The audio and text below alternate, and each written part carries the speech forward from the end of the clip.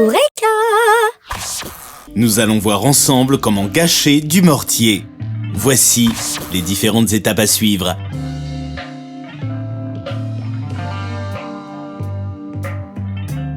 Et le matériel dont vous aurez besoin. Du sable de 0,2 à 0,5 mm, de la chaux, du ciment, un seau, une truelle, un embout mélangeur, une pelle, une perceuse, une auge et une bétonnière. Première étape, mélanger les matériaux à sec. Une fois les quantités nécessaires déterminées, dans une auge ou sur un sol dépourvu de débris végétaux et autres, déposez le sable sous forme de monticule. Formez un trou sur le dessus et insérez le liant, que ce soit du ciment, de la chaux ou les deux.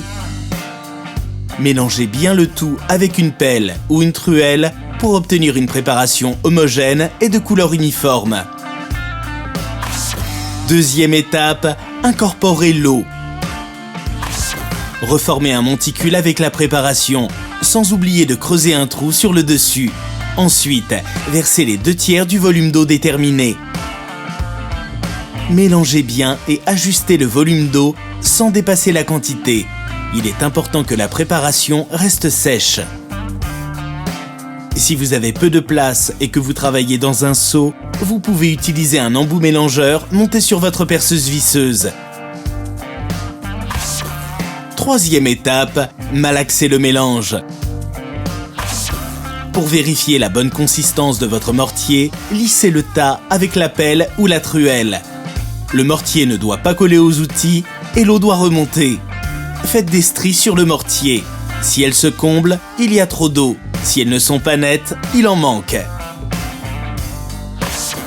Étape alternative, gâcher du mortier à la bétonnière. Si vous effectuez de gros travaux, utiliser une bétonnière peut représenter un gain de temps considérable. Procédez ainsi. Dans la bétonnière, disposez d'abord les 2/3 du volume d'eau, puis le liant. Laissez tourner quelques minutes de façon à bien humidifier le liant et ajoutez le sable. Réajustez le mélange en ajoutant l'eau. Laissez tourner la bétonnière jusqu'à obtention d'un mélange homogène. Puis, versez le mortier dans une brouette. Et voilà, maintenant, c'est à vous de jouer. Sur Eureka.fr, vos questions sont entre de bonnes mains.